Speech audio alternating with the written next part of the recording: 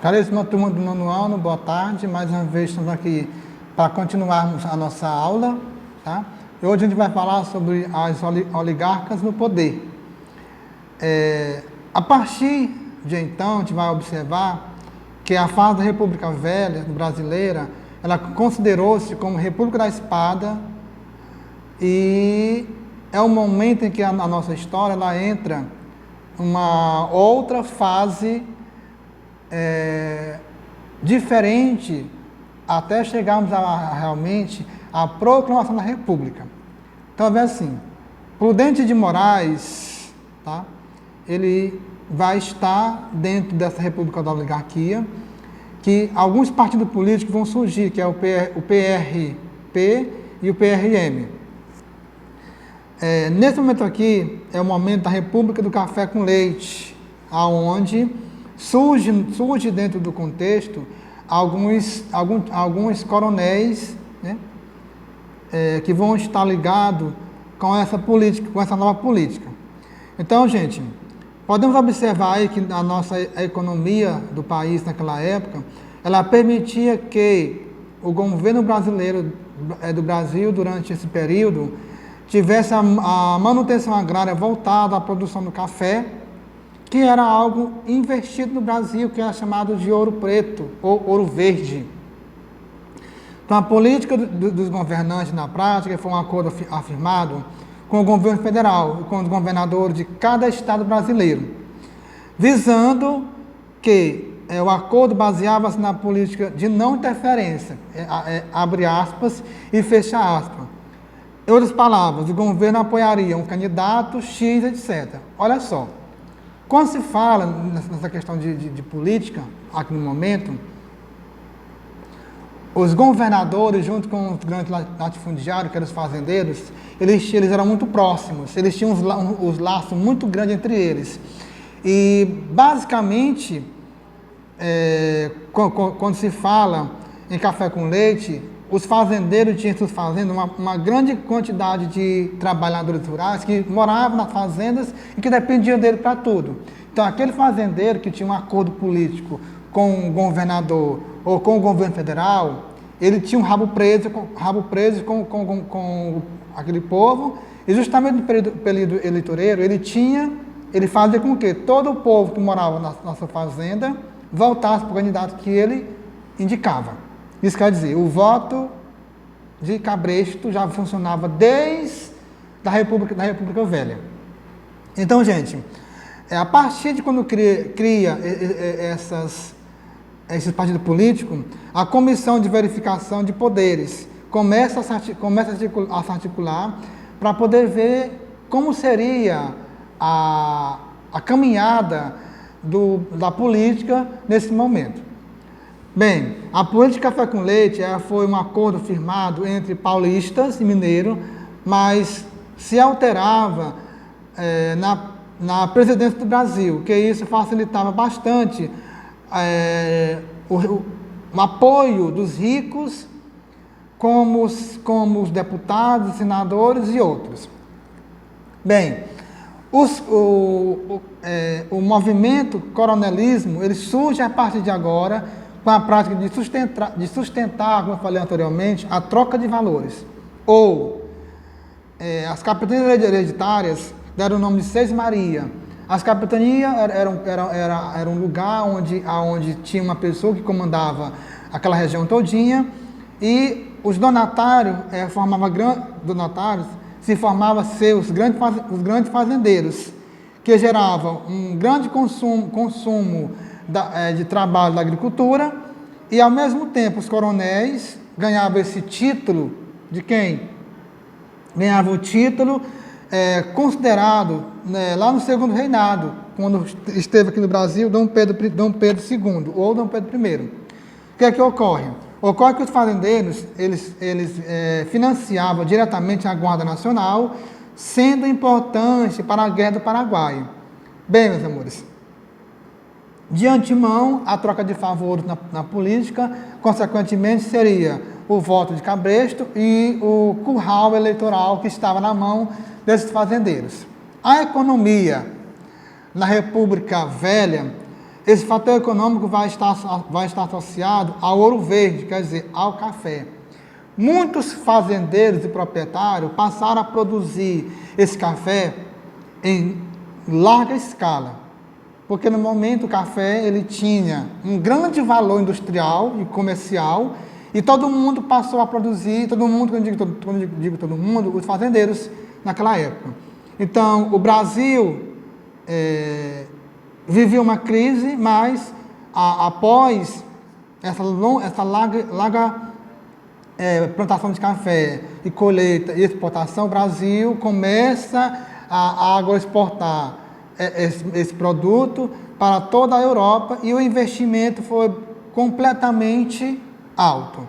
Então, claro, todo mundo sai ganhando com lucro. O governo federal, o governo estadual e os latifundiários. Quem realmente não saía ganhando nada eram os trabalhadores, que só ganhavam praticamente o seu próprio pão de cada dia aos fazendeiros, porque ele morava na fazenda e, ao morar, ele tinha uma dívida para sempre com o seu fazendeiro. Então, gente, o café também, conhecido como ouro verde, por ter trazido muitas riquezas ao Brasil, foi um produto de agroexportação, que, como em São Paulo, que foi o local onde ele foi criado, nos primeiros anos da República, o café foi o herói e o vilão do momento da história. Por que herói e vilão? Porque ele foi quem trouxe a economia e, consequentemente, um pouquinho mais tarde, esse café ele vai ter uma grande perda comercial. E como os fazendeiros tinham um grande estoque desse café, alguns fazendeiros perderam o café, né? Por causa que a economia parou, o café caiu do preço que todo mundo está produzindo, e teve fazendeiro que teve grande prejuízo altíssimo. Então, meus amores, se observar no contexto que os fazendeiros produziram café e entrou em crescimento. O convênio de Taubaté, que consistia no governo brasileiro considerar o empréstimo externo para o fazendeiro, para poder fazer com que ele saísse daquele momento da crise e pudesse, mais uma vez, produzir esse café em uma grande escala.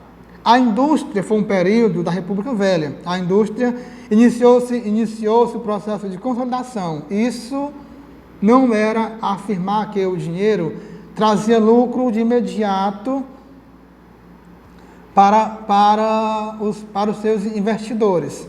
Bem, São Paulo e Rio de Janeiro, aos poucos, o comércio foi sendo introduzido e ganharam um outro espaço. Tá? Quer dizer, quando houve essa crise do café, eles tiveram que se reinventar. Reinventar em quê? Na produção textil, que passou a fabricar roupas em larga escala. Claro, para fazer roupa seria do plantio de algodão. Então, o que é que ocorre?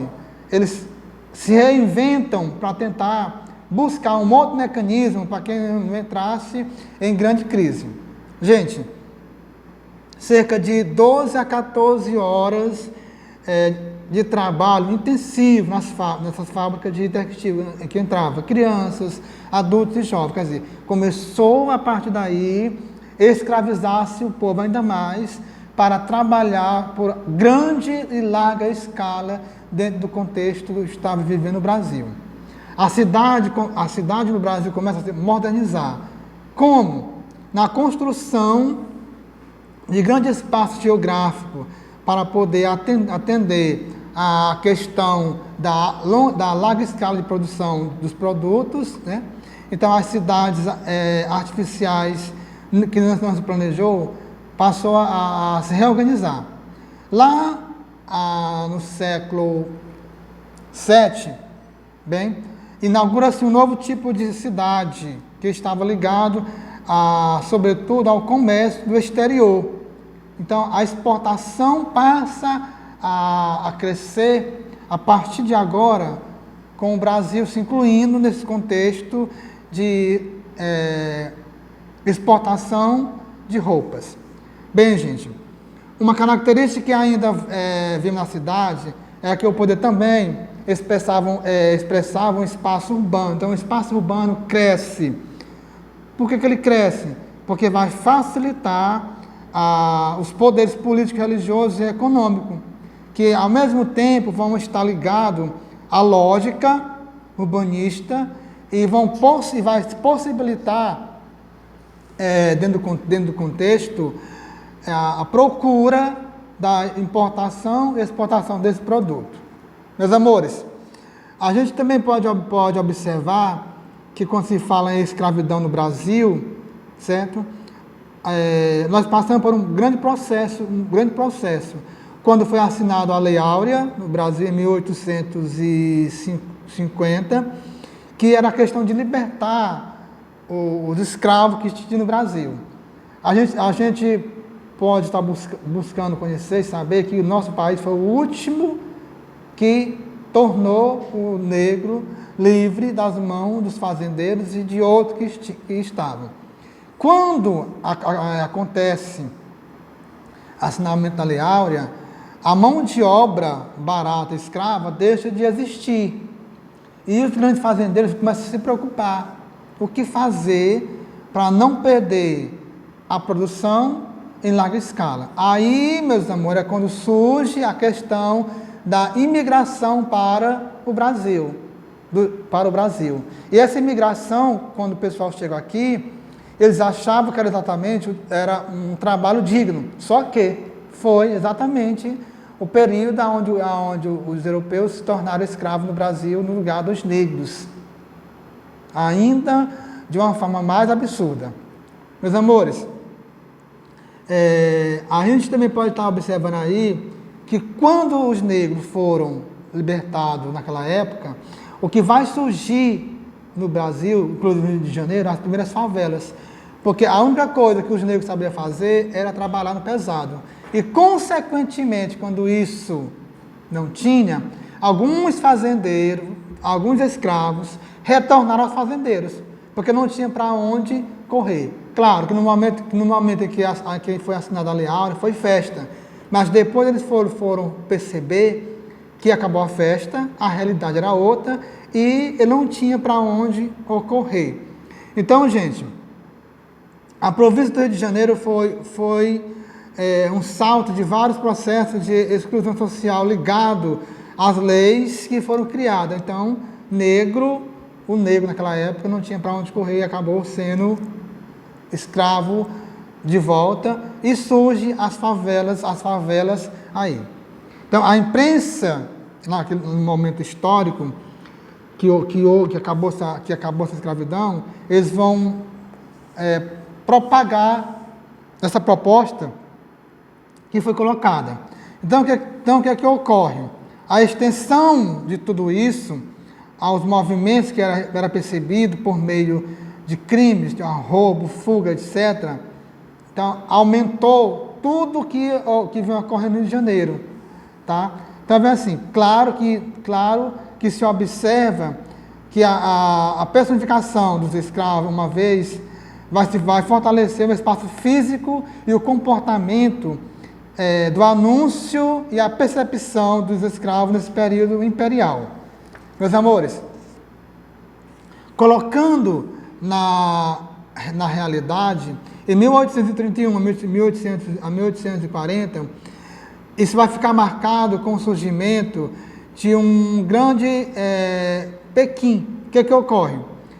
A cor e a consequência do contexto vai estar ligado a toda a falta de mão de obra. Então é o seguinte, vai haver no Brasil algumas revoltas. Essas revoltas vão estar ligadas ao contexto que não vai estar uma coisa muito boa. Vai ter a revolta dos alfaiates, tá? Nessa revolta dos alfaiates, vai ser uma resistência organizada contra o que vinha acontecendo no Brasil. No momento que nós estávamos vivendo, ainda a Revolução Francesa, ela foi importante naquela época, porque a Revolução Francesa, ela trabalhou três princípios, que era a igualdade, a fraternidade e a igualdade. No nosso Brasil, essas três frases, ela existia, só que no papel. Então, a população massa, o povão, sentia na pele tudo, né? Fome, miséria, desemprego, e não tinha para onde ocorrer. Então, as revoltas vão surgindo, tá? Surgiu em Recife, surgiu no Maranhão, surgiu em outra localidade, tudo isso para tentar fazer com que quem estava no poder voltasse um olhar para a população na questão econômica e que tentasse sanar o que vinha ocorrendo. Então, todos os conflitos rurais e urbanos estavam completamente ligados à questão das oligarquias dentro do poder, que simplesmente olhava para o entorno do seu umbigo, mas não olhava para o retorno do ser menor, certo? Então, foi o que houve. A inflação e a recessão no Brasil, ela aumenta, e de antemão, se ela aumenta, não tem como quem trabalha muito e ganha pouco sustentar as suas famílias, ok? Então foi que houve 3 movimentos rurais marcaram o momento que foi a Guerra de Canudos, em 1896 a 97, a guerra de contestação que ocorreu e que 1912 a 1816 que ocorreu, e que houve a guerra no século XVIII. Todos os movimentos eles estavam visando lutar pelos direitos e emprego dos empobrecidos, visando construir uma nação independente cuja os Canudos. A Guerra de Canudos ela teve um autor, que foi Antônio Conselheiro. Ele criou uma comunidade no interior da Bahia, onde trabalhava e produzia em larga escala, só em coletivo. O que é que ocorre? A ideia deles era propagar que o governo federal pudesse olhar para eles e causa uma falsa profecia. Até porque o Antônio Conselheiro, ele era um cara que estava ligado ao contexto religioso, e ele tinha uma preocupação com a massa, né, com o povo. Então ele era o profeta do povo. O que é que ocorre? A partir do princípio, o Antônio Conselheiro, que é cearense, nascido e criado, ele observa no olhar das pessoas o que vem acontecendo naquele sertão da Bahia, o nordestino. Então, gente, a partir do Antônio Conselheiro, ele entra na briga contra os latifundiários e a favor do menos favorecido. A gente também pode observar aí, dentro do contexto, que o Antônio Conselheiro ele vai organizar uma administração simples e eficaz para poder instruir a população menos carente, que estava precisando de, digamos que, um consolo não só espiritual, mas também material. Então, foi o que houve. No ano de 1893, já contava com cerca de 30 mil habitantes, a maioria era a favor do conselheiro, e todos também queriam melhoria. Para quem? Para a grande população que vivia em massa. A guerra de contestação que ocorreu em 1812, ela também era algo a favor do menos favorecido e contra quem estava no comando. Então, de antemão, a gente pode estar aí observando que muitos moradores locais, tá, que viviam ali próximo à cidade, não concordavam com as ideias de quem estava no poder. E as ideias eram de que todo e qualquer pessoa que não fosse da classe alta teria que se ficar em seu lugar, mas trabalhando para sustentar o luxo, a usúria dos grandes coronéis. E basicamente, meus amores, a gente pode analisar aí que nessa guerra de contestação foi chamado 7.000 soldados. Para quê? Para poder dizimar o movimento. Quer dizer, muita gente morreu nessa guerra, claro, lutando pelo direito, por algo social que vinha ocorrendo. Aí vai surgir também o cangaço no Nordeste, que é onde entra o Lampião e seu bando, que mais uma vez eles lutam tomando dos grandes coronéis para dar para quem precisava. Então, nesse momento de Lampião, ele era realmente um chefe de um povo que lutava, claro, a favor deles, a favor do empobrecido e contra os coronéis. Lampião, dentro do contexto, ele vai agregar para si muitos fazendeiros que odiavam ele. Tá? Por quê? Porque diante do contexto, Lampião, ele tinha um olhar voltado para a classe pobre e não para a classe rica. Então ele foi uma pedra no sapato dos grandes fazendeiros. Tá?